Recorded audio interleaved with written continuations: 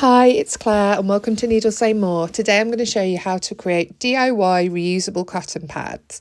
So I've got a pile of kind of old discoloured flannels. I've got a pile of cotton remnants. I'm going to use my reusable face wipes template from before. The measurements are in the comment below. So out of one flannel, I can make 4 reusable cotton pads. So I'm trying to fold the fabric in the most efficient way to get the most out of it. So I'm folding it in half and then half again to give myself 4 layers. I'm then putting this onto my cutting mat with the cardboard template on top, and I'm going to cut around it using my rotary cutter just for speed. I normally say that pins and scissors are more accurate, but for this it doesn't need to be 100% accurate at all. We just want to create a simple square shape. So I've got 4 squares now in my cotton, and I'm going to place these right sides facing, so the pattern side face down on my flannel, and I'm going to pin these into place. And this will start to take the structure of the reusable cotton pad. So the flannels, 100% cotton, this pattern fabric, 100% cotton. You don't need to use many pins for this process. I think 1 pin in each of the corners should be enough just to hold it in place whilst you sew a square shape with a little gap around the edge of the outer fabric, the cotton. I tried to keep the outer fabric slightly inside the edge of the flannel because this can be quite thick and bulky. Some of the seam allowances are just touching on it, but I tried not to go too far to the edge. I wanted to be as economic as I could with the fabric, but I didn't want the edge of the reusable cotton pads to be too bulky. In this process, you're going to sew the outer fabric to the flannel all the way around in a square shape, leaving a small gap so that you can turn it through once both pieces have been attached. And you're going to repeat this on all 4 squares of the fabric. You're going to want to, on each corner, keep the needle down, lift the foot up and turn so you don't skip any stitches, and you keep a nice right angled corner. I would recommend reverse stitching at the start and end. So in the next step, when we turn it through, this is a really strong seam. So the gap I've left is probably between 3 and 4 centimetres. Once you stitch around all 4 of the squares, check that you're happy with it, and then the next step is to cut them out. So you're going to cut along the edge of each of the squares. If there is any bulky edges of the flannel, you can trim these off. You also want to snip off the corners about 0.5 centimetre away from the point so that the corners aren't too bulky once we turn it through. And you want to do this on all 4 of the cloths. So you can see all trimmed down, the corners have been cut, and we're going to use the small opening from the previous stage and we're going to turn it through to the other side.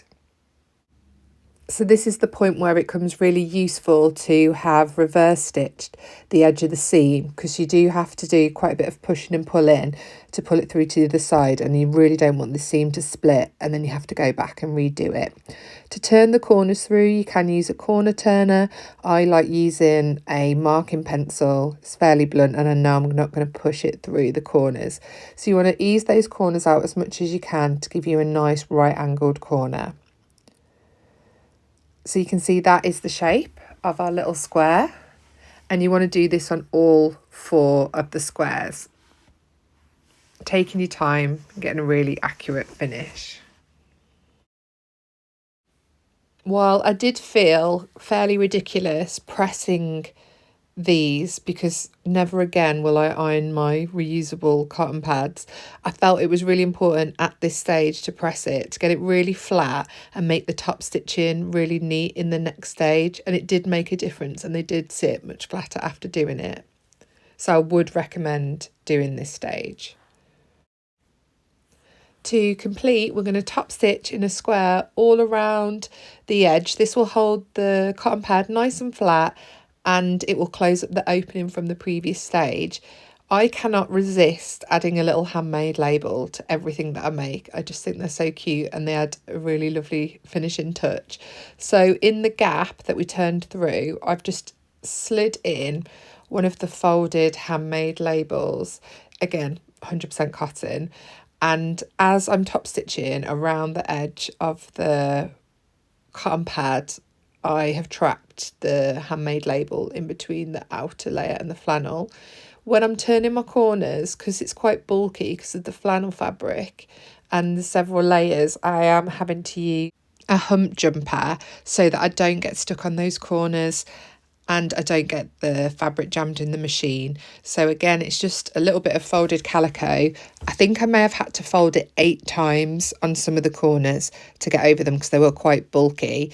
And I've just slid this in under the presser foot behind where I'm sewing, and then this just allows me to glide really neatly across the fabric.